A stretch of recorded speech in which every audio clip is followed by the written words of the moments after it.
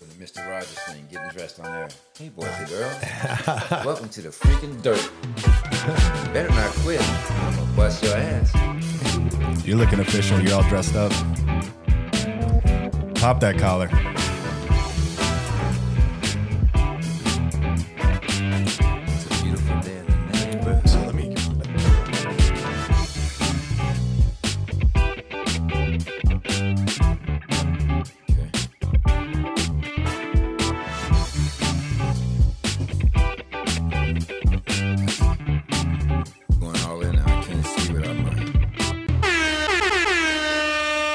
Welcome, everybody, to this episode of Runs0b3r podcast. This is 26. Episode number, I think we did 26 already. 27. Então. Okay, here we go. Então. Hold on, y'all. 20, Hold on, guest. 28, 29, 30. All right, I'll tell you exactly what we are, buddy. To carry my one. And we are 30. This is episode Wow. number 30. What's 30? That's a great number. 30. That was my first high school number when I got moved up as a freshman. 30, that's a good number. 30. Go figure. So episode man. number No, 30. real. So Ep 30. we are a local Dallas-Fort Worth production company. We do not only discuss running and sobriety, but all walks of life. For every one of us has a unique story. The journey begins and ends with you. Our guest today is going to be Tucker Ray. Is that correct, Tucker? Yes, sir. All right. Yeah, Tucker in the house. Thank you. Yeah, perfect. And to the left of me is Eric J. Henderson. Eric. Oh, I'll take it, Cricket. no, I like that better.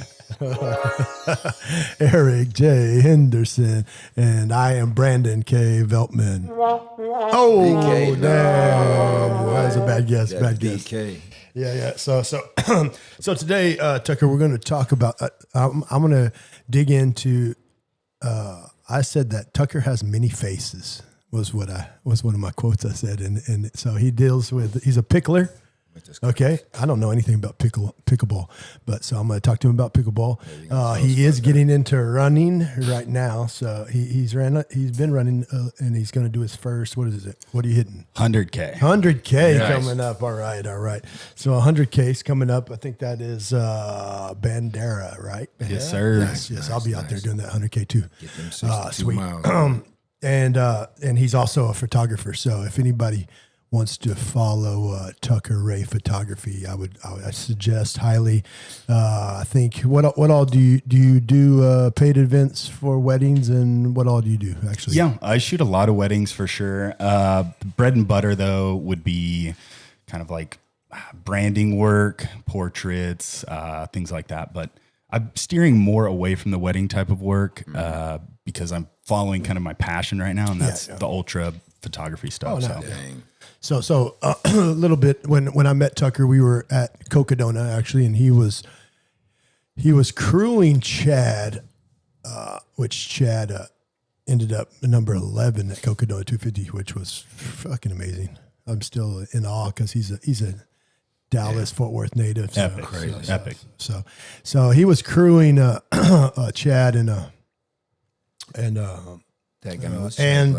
taking photos, right? Yeah, I was doing photo, and the video side of things is kind of the new age, right? Everyone just goes, "Hey, you got a camera? Can you do video too?" So it's been a natural progression.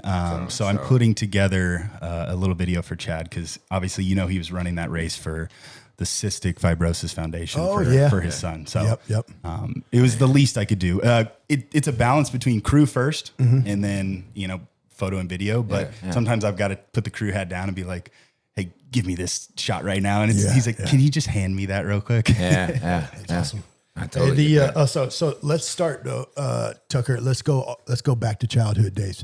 Where were you born, and where did you grow up? And was it are you a local boy, or where are you from? Man, I've been all over, like you said, many hats. So born in Stillwater, Oklahoma. My dad owned a gym back there when I was younger.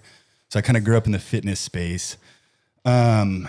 Then they split. We moved to Seattle with my grandfather, and my grandfather was actually a photographer. So that's how I got into the photography space. He basically said, I go for a walk every day and I take my camera and I'm not going today. So he handed me a camera, a roll of film, and we went and shot and we'd walk the streets in Seattle. That's kind of where my first love So of photography came. You're young, right? Yeah, I just turned 32 actually. Yeah. 32. So is this the digital age 32 or was this actual rolls of film back in the day? When I originally started, it was film. It was film. Okay. Yep. Okay. And we went through the whole developing process, framing things. So, I mean, I learned the right way. Right. Yeah. And then my mom remarried. We moved to Texas. Okay. And then I got really deep into, Texas football, sports, baseball, track, sweet. things like that. So Doing it and shooting it, or you mean just being it? Like, I put the camera down because So you got it in. back in being in Texas, that's not cool to be too artsy when you're younger. So Yeah, football country. exactly. and So everybody will play. You must play. I don't care what you're going to do when you're 30, but at 15, I played. Yep, I played at Argyle. So I grew up here. I consider myself Texan for the most part. I nice. grew up here. And then when I turned 18, I graduated, moved to Southern California, and kind of started getting into the artistic scene again. Oh, yeah. Instagram Yep, is becoming big. So I bought myself a Canon and started taking photos again and really falling in love with it. So I don't know a lot about photography. Is Canon one of the hits? Eric has one in his hand right now. So That's actually pretty Is close that- to is that the one that I had originally. so was Canon the rebel? remember the Andre Agassi? Yeah, that's what I was gonna say. The Andre Agassi camera. I started with a was that the Canon Canon? AE1. That was the film camera still a that my rebel. grandfather Yeah. got. Yeah. But I shoot with this. This is just you'll know, and you'll tell us. yeah. I just use this for documentary type stuff, but mine is with this 1950 Kodak. But tell us, Does that one work actually? Does it work? That's awesome. This is how I earned my life with this. That is awesome. No joke. You do the long exposure with those? Yeah. That's sick. Raise this up, and Yep. then the earth is your tripod. People are like, how do you do that? Yep, Like, yep. dog, if the earth moves, we're all in trouble. So you're holding down and you're counting for as long as you want light to come in. And then, like I say, your brain is the most magical calculator, and that's no metaphor. I'm saying your Right. brain knows when I see, okay, I got fluorescent over here, incandescent over here. I got to get his face, but it's under a hat. I'm going to do 3.5 seconds. And you don't know where 3.5 comes from. So yeah. Yep. So since we're on that topic, I got film from Vietnam, but I need somebody to either I need to find some way to play it. It's on a reel, right? Or I need some way to actually get the pictures printed, So you already shot them. They just need Oh to yeah, be- this Vietnam was from my stepdad when Yeah. he was in Vietnam. So this is live footage. You think Don's photo could help him out? I mean, I used to use Sammy's camera out in Los Angeles, and I think you can still ship them stuff. Yeah. But there are a couple places out here. Actually, I would recommend. There's a camera store out in Denton, and he'll do the exposure yourself out there. Oh, really? Is that Longhorn? Or is that? It's off the square in Denton. Yeah. Oh, okay. Denton Camera Exchange. But the guy's real thank you. cool. And fun fact, the guy from that show, it was the two brothers. I'm a space on the name now that I thought I was going to bring it up. It's not Band of the, Brothers. The two brothers. It was my name's Earl. My name's Earl. Oh, okay. That guy's a Denton local guy, lives out there, but he's huge into photography. He'll just sit in the store sometimes. You walk in, he'll be playing the guitar. His mail shows up there. Yeah, he's a very, very nice, down to earth guy. Is he Earl? Yeah, he's the okay, Earl guy. okay, Yeah. Yeah. So man, did he grow up with the?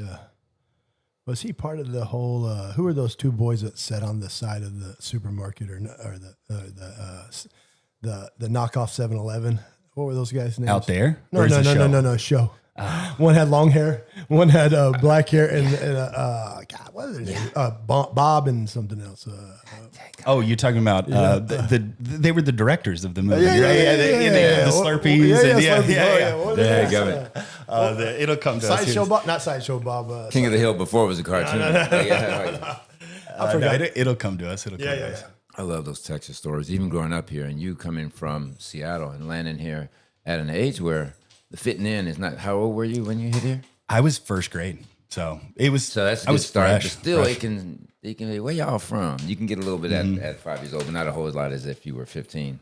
But then to jump right into the it's not even sports, it's just culture, to jump right into the football and stuff. And that's where you learn people and all of our dispositions. It was the only thing I knew really was my representation of myself was sports, athletics. And after that, it was kind of a loss of where am I going? What am was it a downer after What's that? my identity, essentially? So were you just football? Baseball, I wrestled, track. But you're a big guy. So that's why. But you were getting offers. I'm looking at you now. Like, I had some offers. I was always height challenged. I just barely touched 6 foot. Yeah. So that was always the knock on me, but I could play. even in wrestling, yeah. What position were you in football? I was a middle linebacker. Oh yeah, you look like one. Your body size. Looks I don't like want to a meet a middle linebacker who's under 6'1". I mean, he just got that extra anger, man. You had to play angry. Like, I'm sorry, your mom's in the stands. Hey, mom, I'm about to knock this kid out. I'll bring him to you.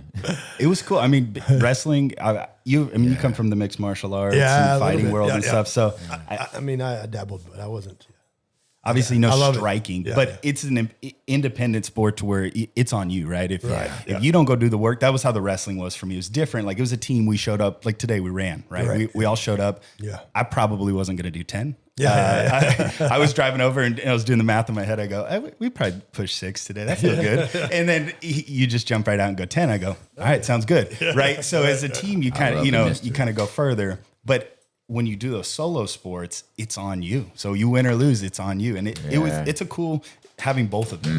Which and your team's depending on you. We prepared you, and you're out there. You can't. You have a team, but that 100K you're about to do is going to be a lot of soloing. Absolutely, absolutely. But what's good is on the trails you meet people, and that journey is not by yourself. There's always somebody out there with you.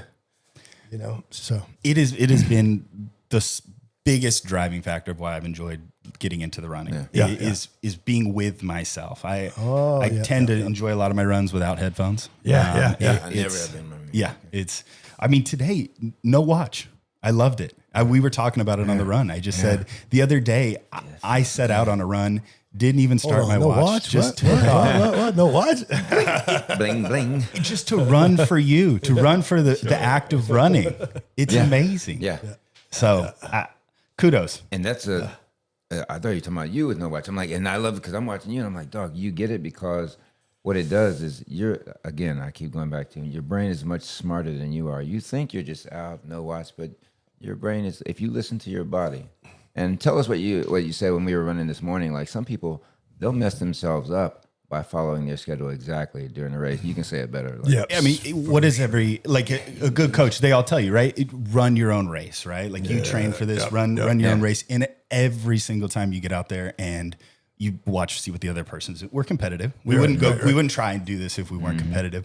But exactly, right? You run your race. They might be in front of you right now at mile 25, but funny. You're going to catch them later. And your race may not even be what you've written down. You might feel in that first 10 miles like, yo, it says I should be running 10:30, but I'm going to drop to 11. But you have to trust that. You have to know it. And then, trust me, in that last 15 miles, you'll be glad that when you're clocking 9s and whatnot. And earn it, right? Spend the training, do the time, then you know yourself, you know your body, and you can sit in that. Yeah. It's pretty cool. Yeah, for sure. The so you got Chad as your coach, right? Oh, so, yeah. Those what do you think about Chad? I love Chad. When you said those brothers.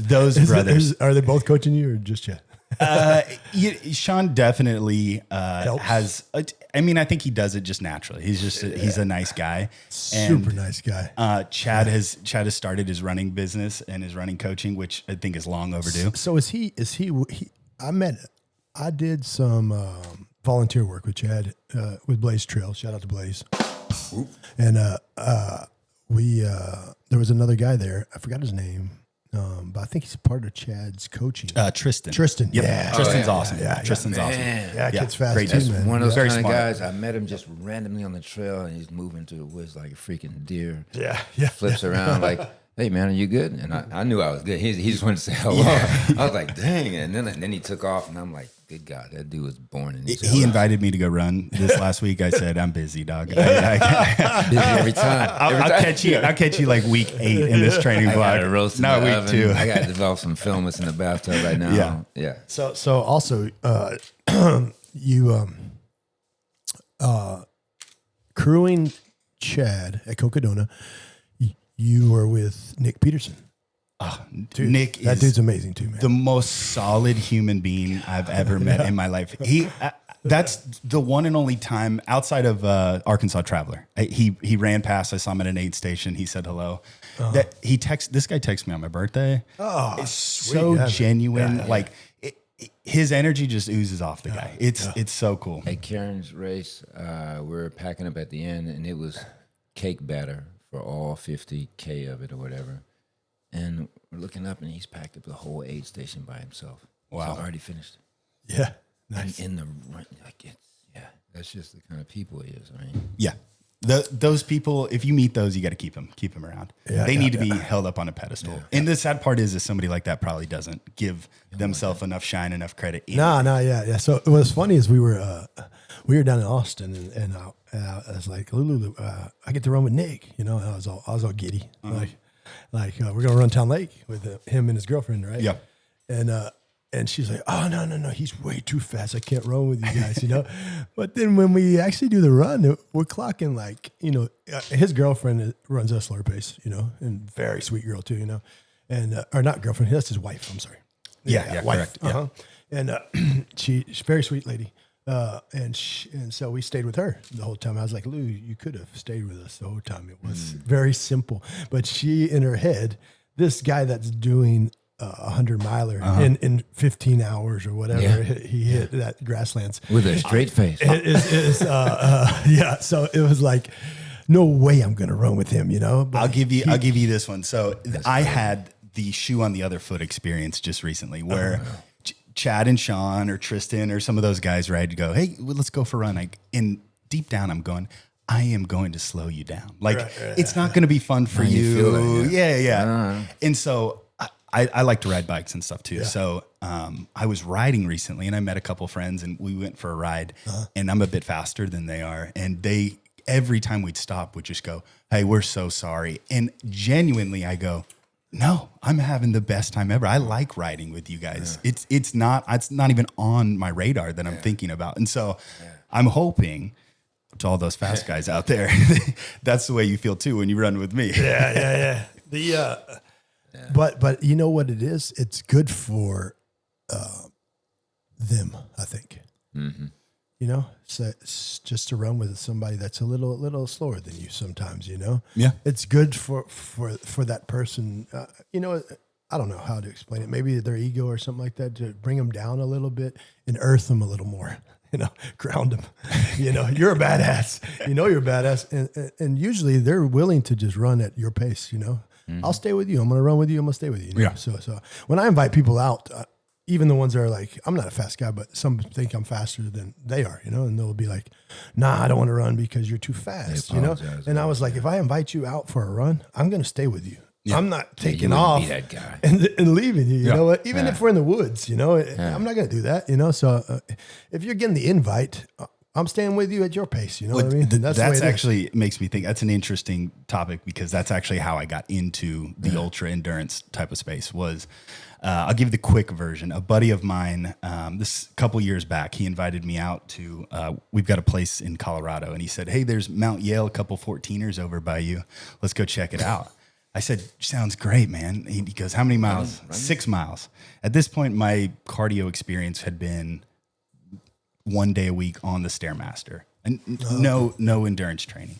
So anyways, we start out 10,000 feet. It's 10 miles, not 6. And I take off, and I'm dressed to the nines, man. I got pants on, boots, pocket knife, gun in the back, extra water, source. I got 5'11" down. I'm good. Yeah, I'm ready. He jumps out in short shorts, camel pack, and in a granola bar. Did he have shoes on? Running shoes. Yeah. And I'm going, this guy. And this is before I even had a Garmin or any of this type of stuff. Yeah, so we take off, and about like half a mile in, I'm like, I'm hot. I got to change into the extra pair of shorts I brought in my back. I'm prepared for anything, right? So every time I'd stop, he's stopping his watch, and I'm going, what's this guy doing? Right. Then it dawned on me, I'm like, he's working out.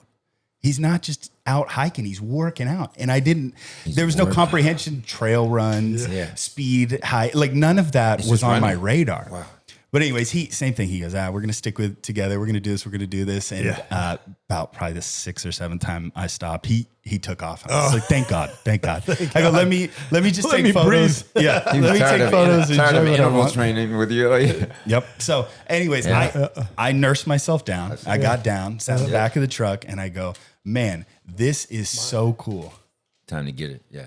That's drone. Man. We got a drone in here. No, not a drone. That's a Theragun because my leg. Oh, you cramping up right now? I just want to drill at it. Want to get it? Yeah, go for it. She's gonna bring a smaller one in. Okay. Yeah. I'll tell her what it is. Shameless plug. Yeah. Is that what that is? No. Theragun, hit us up. I'm gonna bring it in for you. Go get it. Oh, she's gonna get it. She's gonna get it. I'm gonna send her a text. We're good. Yeah. But anyways, that started me on the whole path of going, man, I really enjoy these type of things. Yeah. I gotta earn it. I gotta stay ready. And so that year on my birthday, I ran my first half marathon and just kind of have snowballed from there. That year. Yep. And then I've gravitated towards the trail stuff. You're running on the street in these big marathons and you're just shoulder to shoulder with so many people.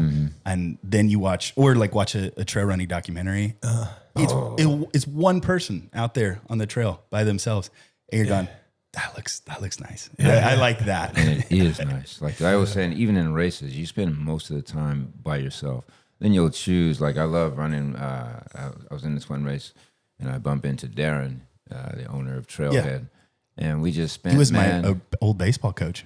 What? I grew up playing baseball with his son. Oh, really? Darren? Yep. Shout out Darren. I'll tell you how we reconnected here in a second. Yeah. Darren Bacon house. He's also just a beautiful dadgum human. And so absolutely. And Todd. Fucking nicest guy, man. Todd was one of our coaches as well. Is that badass the baseball owner player. or what? Yeah. Oh, really? So he might be silent, or I don't know how they got it broken up. Silent, but he runs. Right? He does. He does hundreds and stuff. Yep.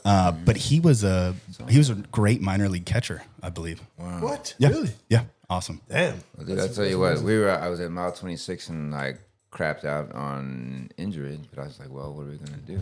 And I bump into Darren and I'm walking, and we just shared the next 5 to whatever miles into the house. It was great, man. Just chopping it up, walking through nonsense like.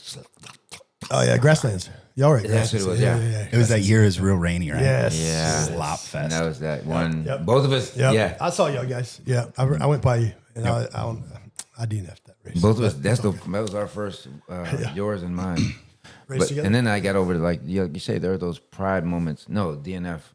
It'll mess with your pride in a wrong way. Like, dude, if your leg is not able to leg, then, and even if it is, I was listening to one of these guys, one of the top whatever. He said, well, ask yourself 4 questions. I don't remember the 4, but he said, is it really worth this right now? You love doing this. You want to keep doing it. So find a place for your pride and come back and do it properly the next time. And so it was just playing on injury, because I'm not gonna lie, you will have to pull me off dead. And did it at Lake Murray. I had 5 miles to go, but it was my last mile coming into the station was 25 minutes. Yeah. And I was like, man, I can't do another 5 miles of this. Like my leg is broke. She said, well, hey, what's our medic guy? He does a TV show and all that stuff. I'm not sure. Dadgummit. Yeah, for all Blaze Show races. Show? Yeah. He does all the Blaze. No, he did like Naked and Afraid? Woods. Yeah. He did? Oh, I didn't even know that. That's awesome, man. I shouldn't have said it. He's just a humble dude. He's like, No. Slap me for not even. That's awesome, Big brother, though. I know you're listening. Cool. Slap me. I'm sorry. Thanks. She says, get Eric some tape right quick. And then Ann goes, Eric, okay, you're just start walking that way. And she knew what she was doing. And once I got to the black of the woods, I just started running. I've been looking at that mini. The little bitty. I started running, and those next miles were 10-minute miles. I don't know where they came from for the last 5-mile loop. And that made me sit out the whole next year. But that was worth it, because you reach a place where, like I said, I thought it was just some silly suburban spot. But no, you got to challenge yourself in a real, it's not arbitrary. It's not gratuitous, any of this stuff. You find out some different things when you're alone in the woods, in the dark, by yourself. You know? I think you should wear your DNFs just as proud as some of those big wins. So, I mean, if you're not finding the edge, that's kind of the whole point we're doing this stuff too. That's a good point. I'm looking for it. Yeah. So Eric has bad luck at races. Not in the sense of Eric does bad. It's No, it's I do Eric. all right, I do It's all right. God makes the weather challenge an extra challenge for him at every race that he signs up for. So if he signs up for a race, it's better you don't. Don't sign up for the ones he Just does. volunteer. You had a at bunch his of race. rain at Cocodona. Well, you're running Cocodona was a Yeah, slop but fest. that Duncan Hines. because I did the back half. Yeah. It You missed that field then, didn't you? beautiful. Yeah, yeah. It was all dried up. It was You didn't go through that field then? Yeah. Oh, no. Yeah. was it like a big mud pit? Oh, they had it was according to Walter DNF. Everybody, a lot of people DNF. Yeah. Like the whole top class was like, But you know, there's like we're done with this race. that's another basically. reason we run this mess because the curiosity of like total mayhem and chaos. Like when the planes, we're flying, right, and the planes start going boom, boom, boom, boom, like you flying into Aspen, for example. Everybody's like, whoa. Yeah. I have an odd reflex. I start laughing. Not that it's funny, but it's just a different reflex. So the plane's going boom, boom, boom. I'm like, oh my God, we're about to go down. So you do that on? Yeah. And people are like, Everybody's looking at this you. fool's like, what? I'm like, trust me, I'm not making fun, but this is funny to me. I'm going down with you. Like, what are you listening? You're like, the funny part is I left my stove on at home. Like, this is the least of my worry. It's the same thing in the woods. I'm sitting there laying down at a mile 30, and when at whatever race, I'm like, okay, it's all the way empty, B. Yeah. I got nothing. Yeah. And it's not a lie. And so I said, well, let's just see who shows up. I'm just going to keep going that way. Right. And somebody else shows up from the sky every time. Yeah. It's such a metaphor for life. I mean, we understand it. We talk about it frequently. I don't think normal people understand it or think about it that way, where in a race, right, there's so many highs and lows. In life, it's the same thing, right? You're down. I experienced it recently. I was showing up every day at a job that was a losing battle. Yeah. And how do you show up with a smile, the best attitude, ready to keep shoveling coal or whatever you got to do that A day? real smile, because people can tell. Yeah. And so It saw tested that. me for sure. And I don't know if you were well out of Seattle by then, but remember when Beast Mode, they were in the Super Bowl and they were down in the fourth quarter. His whole team, if you go back and look at the tape, they were like, oh crap, we're losing the Super Bowl. Then they cut over to Marshawn Lynch. And Eating Skittles. He's on the bench like, even the coach walked by him like, dude, what's wrong with you? He said, oh, we in this. We're in this. Sure enough, it came down to the last play.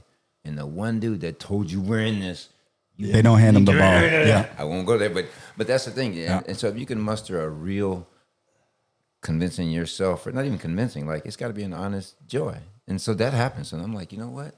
Ignorance has been the key to my success. Yeah, I love that.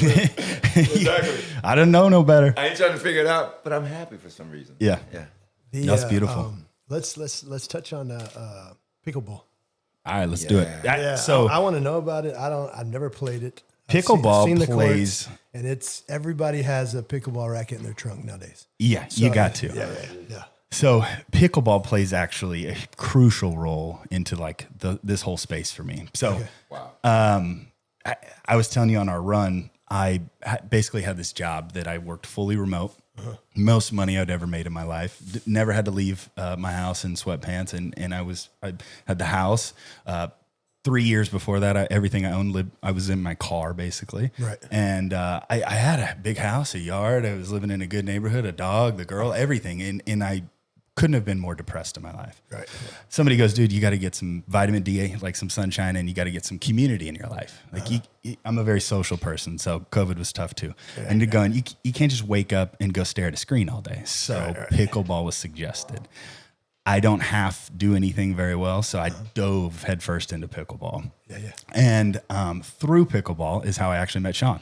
Oh, yeah, nice. And so Sean was at the courts one day, and he had an Ironman hat on, actually. Yeah. And I go, man, I've been thinking about doing an Ironman. Like, I just trying to find something to test myself. Right. I was at this point where I was kind of getting rid of bad habits and leaving some people behind that didn't serve me purposefully, and change some habits. Yeah. Shout out to Sean, by the way.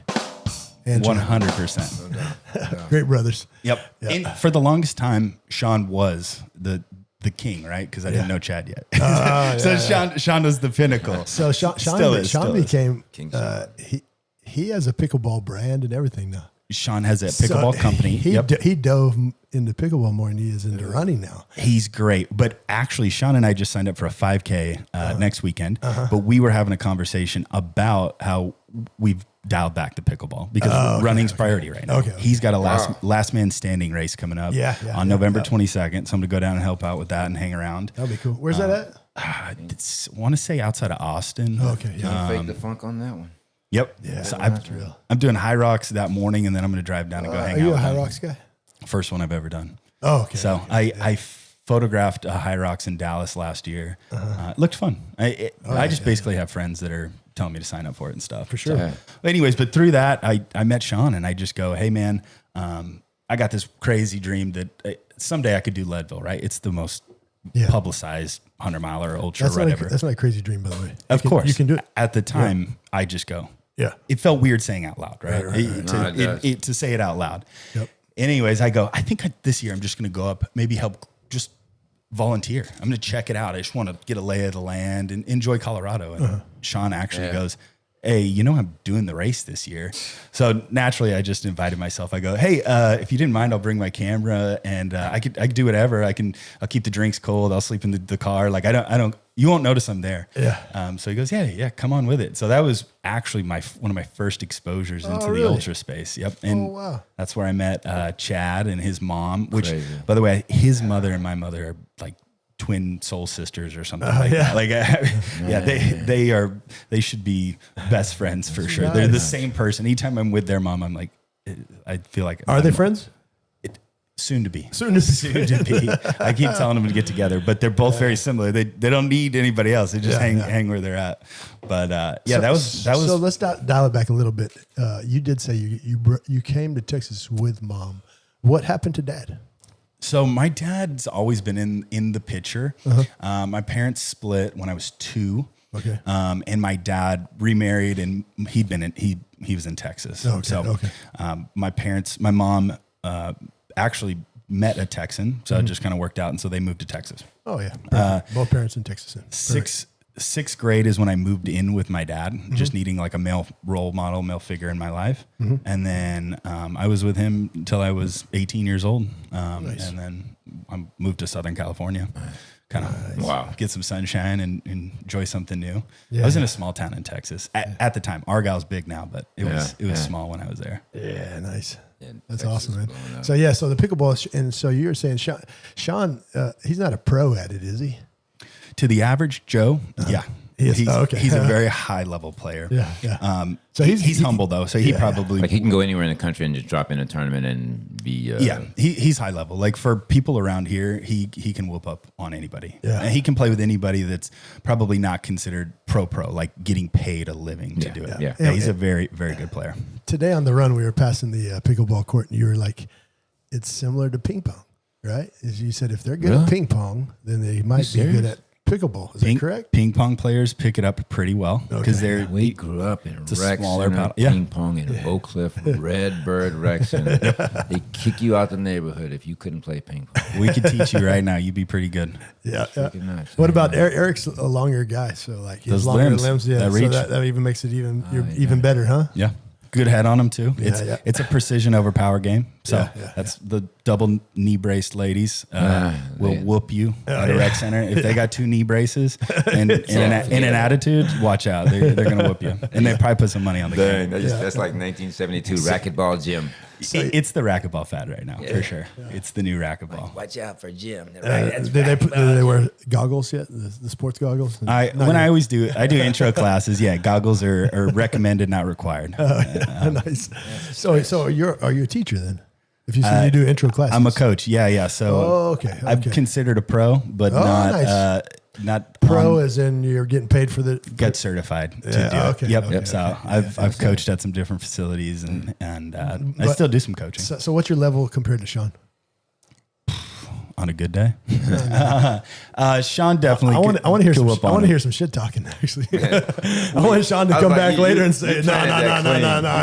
Anytime, Sean. I got you. Heard it here. And it's a lot about Sean's character though too. He genuinely will play with anybody, and he's the first to jump on it, and he'll coach people too.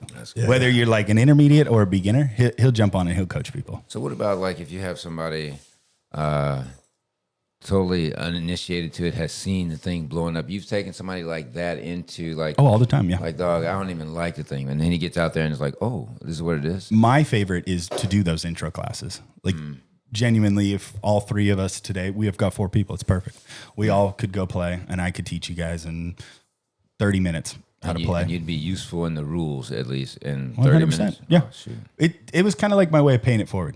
To be honest, pickleball has done a lot for me. Outside of the connection with Sean and Chad, right? Yeah. In the ultra space, it has been such a community builder in a positive outlet for me. It's my way of paying it back. I'm never going to go pro. I'm never going to go on tour or anything. But being able to share the sport with somebody else, expose it, allow them to become whatever version of a player they want to be. Awesome. To see it take over a part of their lives. Oh, but hold up. It just hit me. You are Pickle Ultra people? Everybody we're talking about is Pickle Ultra? Oh, yeah. They're all in the ultra scene too. Except for Chad. That does work. Chad doesn't like pickle. I don't know if he doesn't like it. I don't think he plays. And Tell him that pickle juice in mile 40 is pickle good juice. for you. But a pickle person is called a pickler. You could be a pickler, yeah. Is that what they're called? Serious? I just wondered. We just call each other like badasses or whatever. No, because I saw somebody. There's runners, non-runners. There's picklers, non-picklers. See, They said, this is my guy Brandon. He's a pickler. I'm like, yeah, I'll be over there. Yeah. Well, you can tell real quick who pickleballs and who doesn't. You can tell real quick. Yeah. He's thinking pickler like I'm about to stick it with my picklers. Pickling me. He's like, yeah, pickling me. We don't play with those picklers. They're out there and they can play, but there's only 4 in a court. Yeah. You can choose. Got it. Cool. That's awesome. Good stuff, man. Yeah. How does this differ from when I used to live in doggone New York City? I did an internship in Rochester. They don't do this in New York.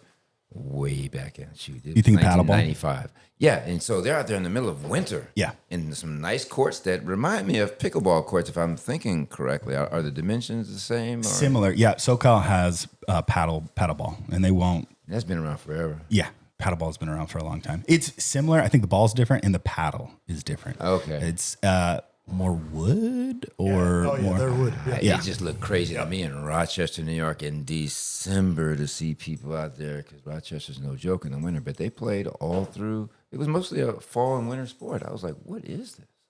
Like anything, I think it becomes your thing, and you're in the niche, and you make it cool. Like tennis players kind of put their nose up to pickleball people. But that stuff never left the Northeast. I mean, I guess there's a California version of Venice has courts. And Venice is goofy for everything. I can say that because Venice used to be the spot, man. Venice used to be the spot. It's gotten a little dirty, a little grungy. Yep. But I basketball, like everything. I mean, the Venice courts. I had some guys come and play in my tournament in New York City. They still ball. I do 3-on-3 outdoors in the dead of winter on the West 4th courts in New York. In New York? And I had the King of Venice come play top of New York streets with some pro-am folks. We played in Martin Luther King projects right there. They call it the King Dome, but it was all iced, too much iced over, so we were sweeping off the court. We went around the corner, swept that court. The city workers came wearing these jackets, big brother, and helped us clear the court, and then we got it in 3-on-3. Winner leaves the court with $3,000. It's the most vicious basketball, but true basketball you've ever seen. Headache from N1. Shout out to Headache. Yeah. And Arnell, Mega Man, Milton. Incredible guys. These rec league pickleballers that take their stuff so seriously, I would love to have them go watch y'all play. Wow. I would, and they think their stuff is hardcore and serious. Yeah. Could you imagine them sitting there watching that? It's as close to UFC, and that's why I don't have as much patience for people who won't. Like in certain sports, I'm like, well, look, these guys, they almost went and broke each other's arms. Yeah, in honor, and we'll shake hands afterwards. And you have some who are enemies and a-hole types, but for the 99% part.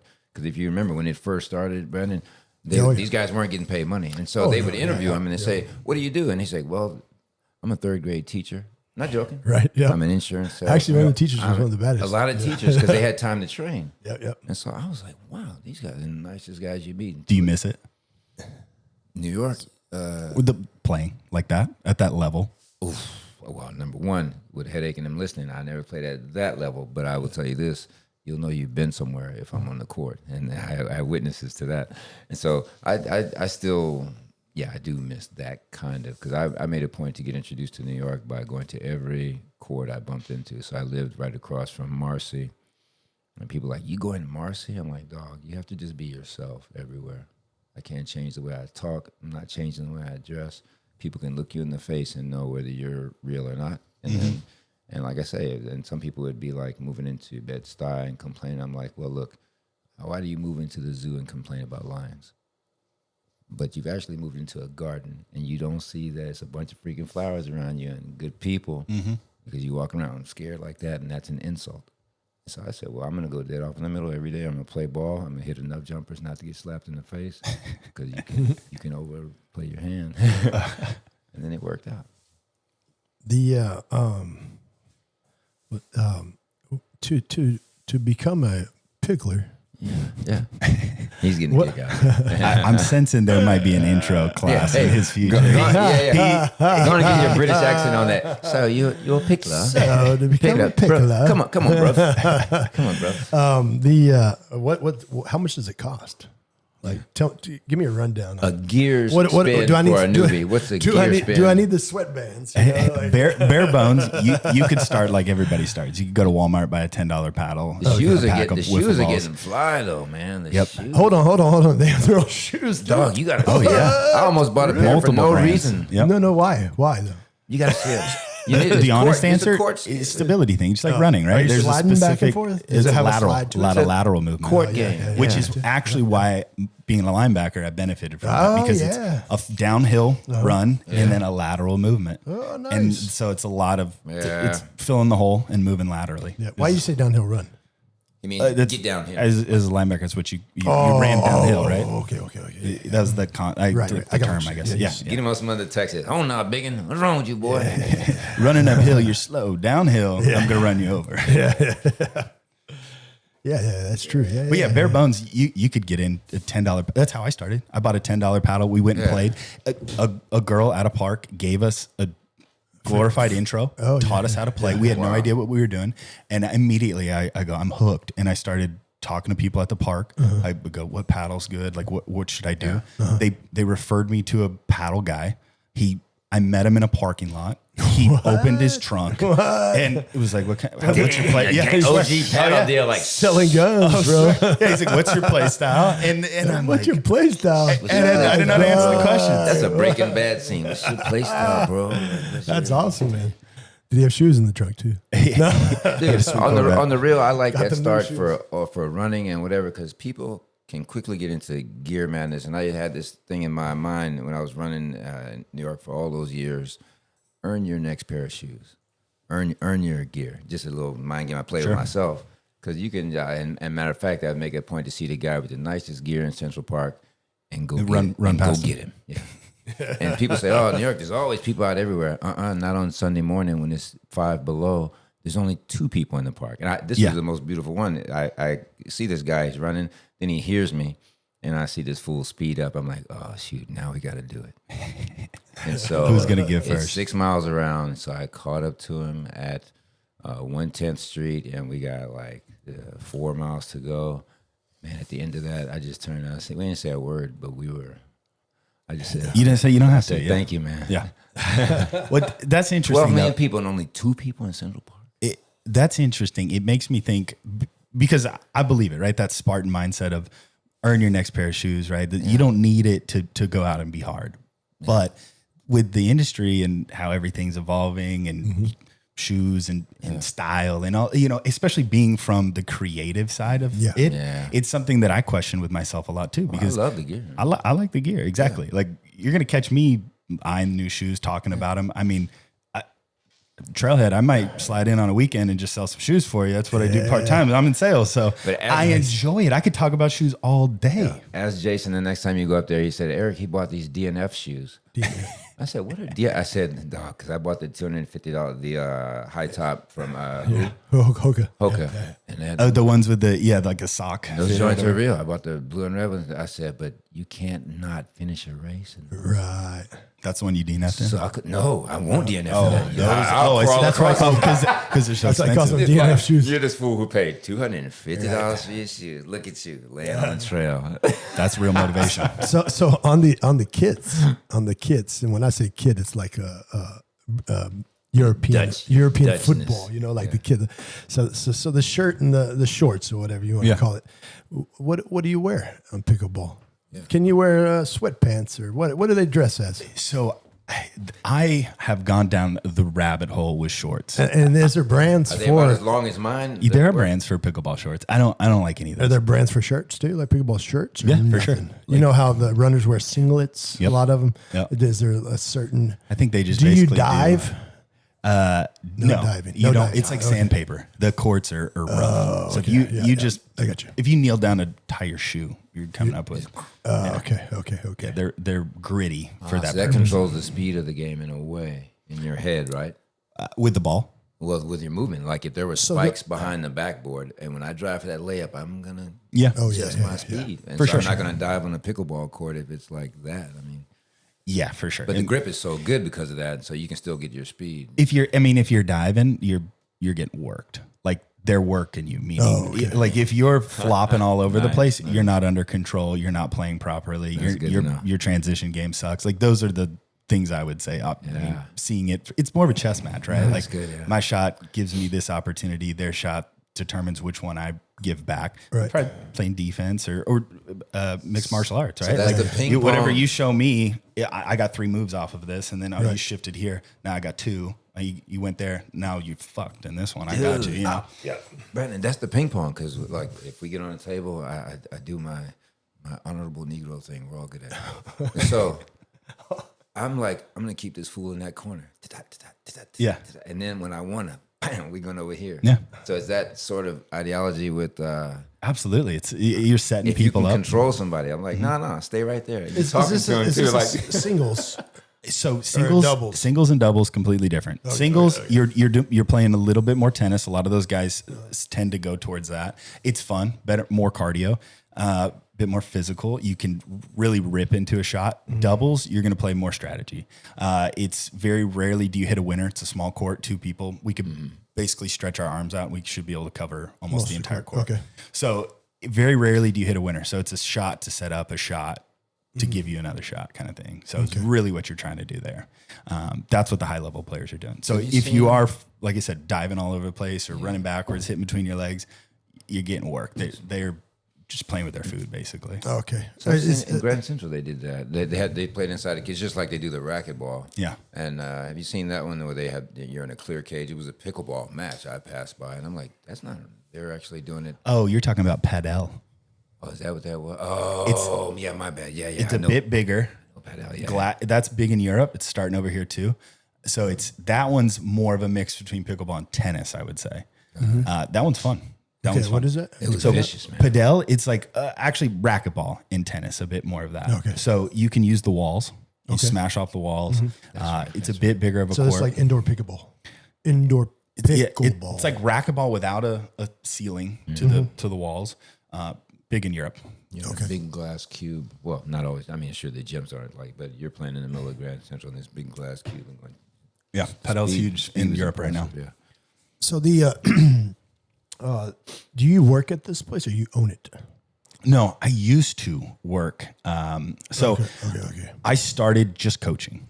And then just kind of through a natural progression. What I got from Chad and Sean was that you were owner of a gym, a pickleball gym, and I might have just put that in my head. I appreciate that you guys think so highly of me. But It might have been just me when they said that. I was like, oh yeah, he's the owner of that place. I was just thinking in my head, but I thought I said it out loud to them, but maybe I didn't. I was the general manager. Oh, okay. To be honest, that was kind of what I was talking about showing up every day and fighting an uphill battle. Yeah. I come from the health club background, space like that. Yeah. No, that was my fault. I broke the camera, man. Imagine. I come from a health club background, so being inside of a club, a wellness space, or something like that, I know like the back of my hand. This was just a tough location, tough price point.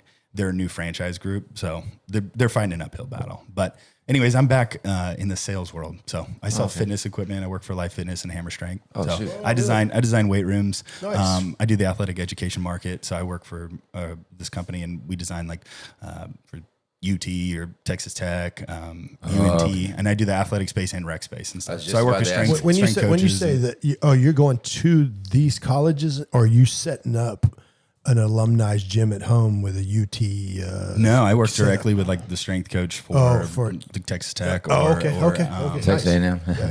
Yeah. You know, I was A&M has a lot of great rec rooms.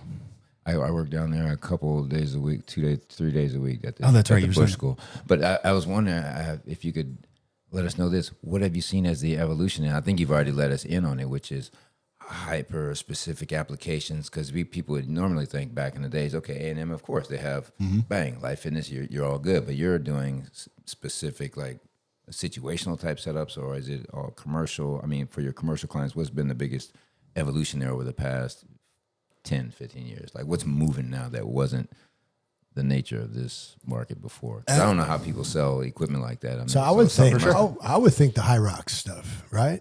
Is that big in every gym? Really? So that having a section of high rocks is It's new and big in every gym. It seems like. It's going to depend. I mean, if you're talking what's the rec demand at a center, university, for example?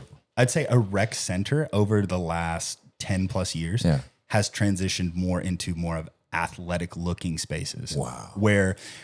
So if you go walk into, A&M's athletic facility, it's going to be racks, right? With platforms in front of them. You're going to be doing Olympic lifts, squats, bench. I mean, you can do everything off a rack.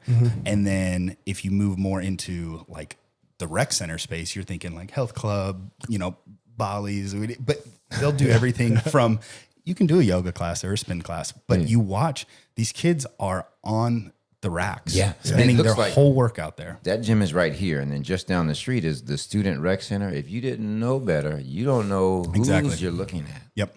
They're doing rack stuff. They're doing athletic. And in what I've gathered, and I think it's because most people, I was lucky, right? Like I said, my dad owned a gym. Both of my parents competed in bodybuilding shows, and like I've grown up around the health space. So I was right at the beginning age of that YouTube blow up too, where I was like, I was researching, reading everything. I was the guy with shaker bottles in class. Everywhere. People were coming to me. If I could have jumped on that train earlier and just grabbed a camera when I was that age, you guys be on my podcast. So anyways, I think what happens is I'm very fortunate that I picked up on that stuff at a young age, right? And I stuck with it. But I think a lot of these people don't have parents like that, right? That don't exercise, don't prioritize, don't have the knowledge. And so what do they know? They know what they did in soccer, right? Like their soccer coach made them go work out 2 times a week. Right. What did you do? You're on a rack. You did those type of movements. And so now it's left up to them, and they're going, I don't want to put on that freshman 15. What am I going to do?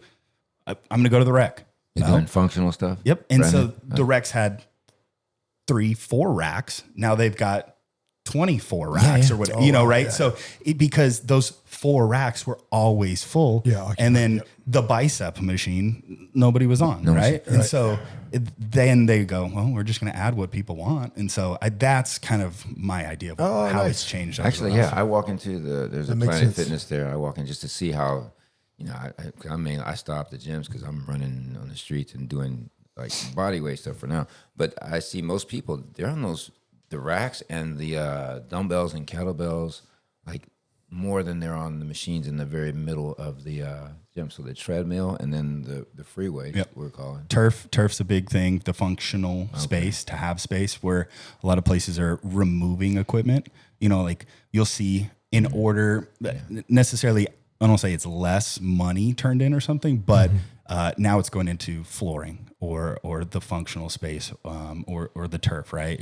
As opposed to how many pieces of equipment can we fit in here, and can we create a semi-functional walkway? Now it's like, let's just take all of that equipment out and put turf down and let them just work out. But that's right got to there. be a director. Like, don't you need a high rocks guy? I've never done it. Don't you need somebody to show you how to do whatever you're doing? I on think turf? a lot of these you people can't are- flip a tire for like every day you go to the gym. There's a lot of companies that are on the forefront of the AI type of stuff, right? Where like you have a trainer with you and or like you can scan an app and it walks you through a workout, yada yada yada. But I think the YouTube era with the influencers play a big role too. Like I don't think they get enough credit for really paving kind of where the industry is going. Yeah, you don't need to pay where for exercise, another right? Yeah, I mean, trainer. You got high level. like the girls that are doing all the glute, leg stuff. You can do it on one piece of equipment, and they're doing the whole workout there. And you don't need any equipment. It's crazy. Right.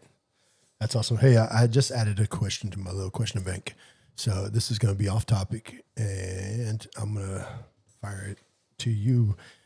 Go back to when you were younger. Did you play video games? And if so, can you take yourself back to that moment on that console and tell us how you felt and give us a description of that moment? Oh, for sure. Wait, before you say, Yeah. we're going to take a guess. You guess what his game was. Oh, yeah, go for it. Give me a year. Yeah, but he's 32? 32. So I graduated in. So he caught high all school in 12. he caught all the Pokemon. Key number. His graduation year was. So what do you think? I'm going to write down. I think he was. I'm going to say. What game? Donkey Kong. Call of Too Duty. old. Is that about right? No. We had Call of Duty. You had Call of Duty? We had Call of Duty. Yeah, Call of Duty. Call of Duty. Daggone, you took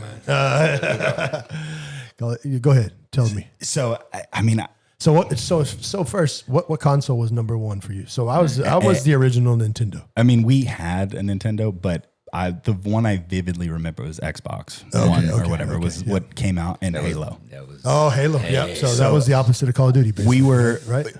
Call of Duty was a bit later for me, but Halo was the first one because one of my friends, he had an older brother and he was very tech savvy, and he was like, I mean, we're getting exposed to LimeWire and projector screens and like, you have Cat 5 cables, Blink 182 Cat 5 cables, downloaded. and four sections in your house, and you're all playing each other. Thought we were the coolest kids. We were probably 4th, 5th grade or something like that. And that was Projecting my on first. The wall playing like Yeah.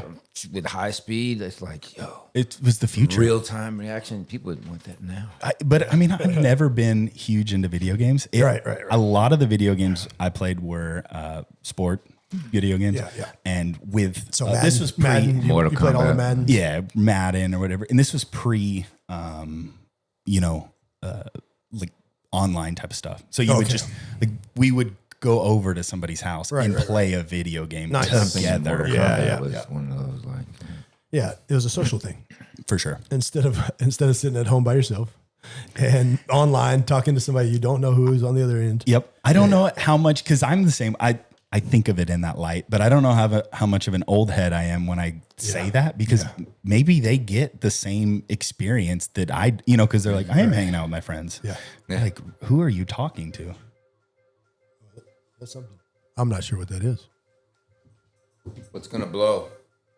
That's the George Jetson sounding thing. Hey, if you see the Martians, people listening, not sure. just Yeah. that's some Twilight Zone type that's weird. thing going I don't on even over have there. a clue what it is. Hitchcock Corner. It's all right. That's good though. I like the We're sound. still here. Yeah. Thought you were going to start laughing. Plane was going down. No. So go back to the video game. I want to hear more. Nah, it was a social. It was a social thing, man. We would get together, we would play, and like I said, I don't know if those kids get that out of it when they log on and they get with their friends. Yeah. I bought a PS5 is what they have now. Yeah. I bought one for my son, and I end up probably playing it more than he does. But now I haven't played it in so long that you have to do those downloads that take so long. So now when I turn it on, all updates and stuff. and I have to do that. and come back.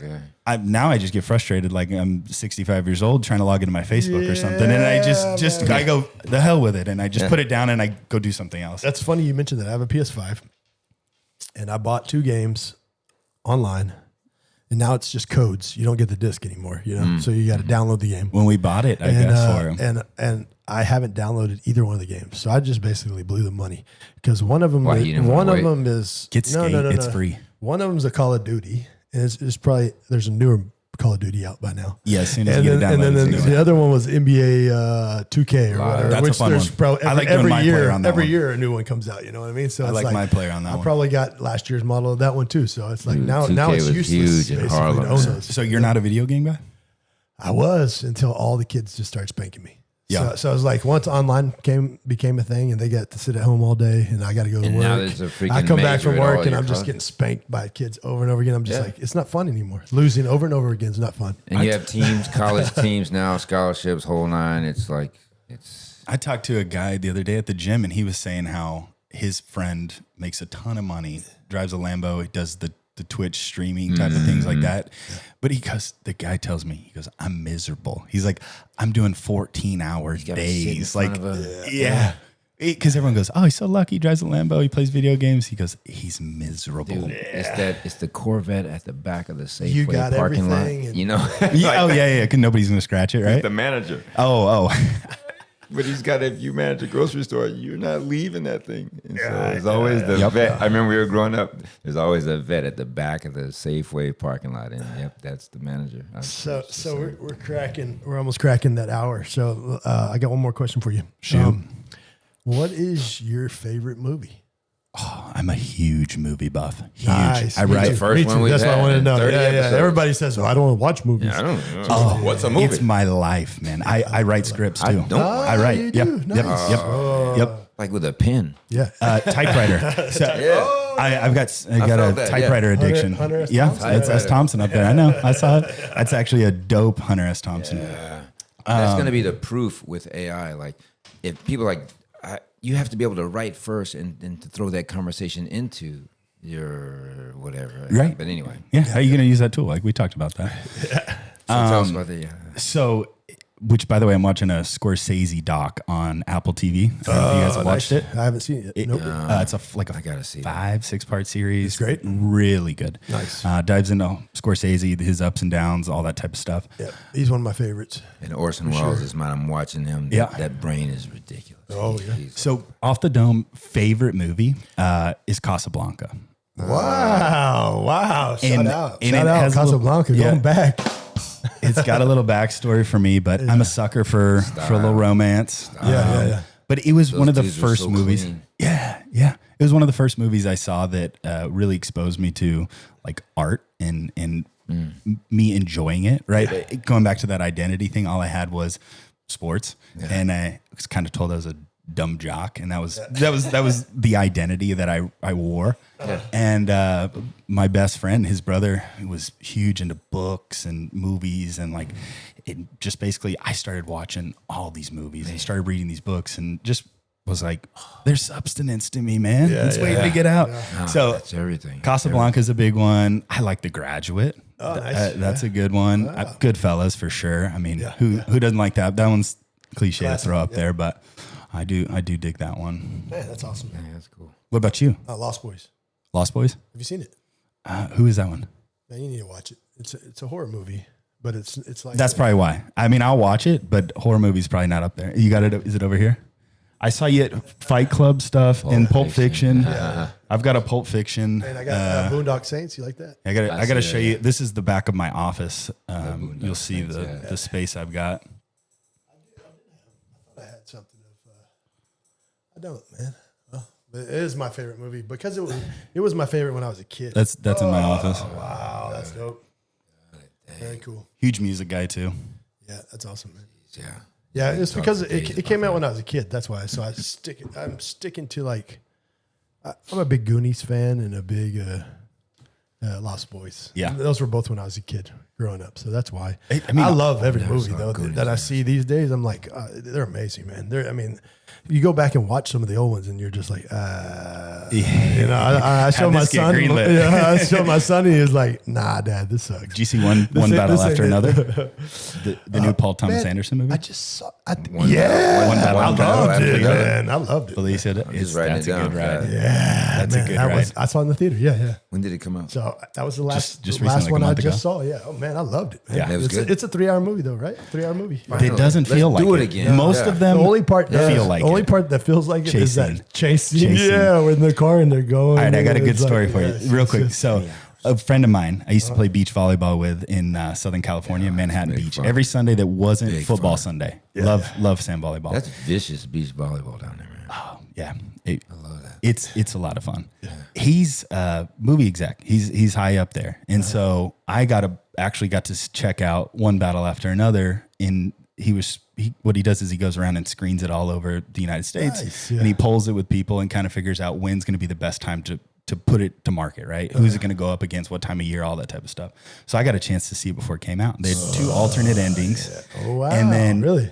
And afterwards, he kind of what we're doing, right? Chopping it up, asking about the movie. And he goes, what'd you think of the chase scene? And I go, it's cool. I go, it's suspenseful. Like, it's trying to be nice, right? It's long. He didn't write it or he didn't shoot it, but still he's a part of the project. So he knew that could be too long catchy, in it. right? He said they were asking him to make it a bit shorter, but it being Paul Thomas Anderson's like kind of first action. Let's drag it out. Yeah, Why not? He was showing off. He was showing off with that one. Yeah. But it does build the angst, right? Yeah, for sure. And we're talking about it. Yep. Shooting from the logo. And you almost wonder what is she? Well, I don't want to spoil it for Eric here, but Dude, last there's movie I a saw moment was- I didn't even at see that Star end of the Wars. chase scene where she could make one move or she couldn't make that move. You know what I mean? And basically he has to come around the corner, and peek his head out, and he could have got gunned down right then, but instead, she noticed who that was, so.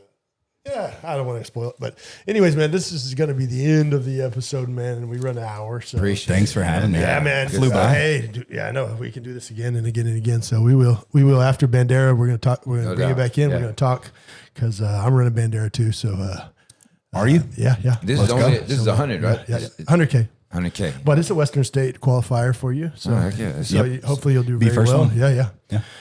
It's good to collect those So 62 every year. miles.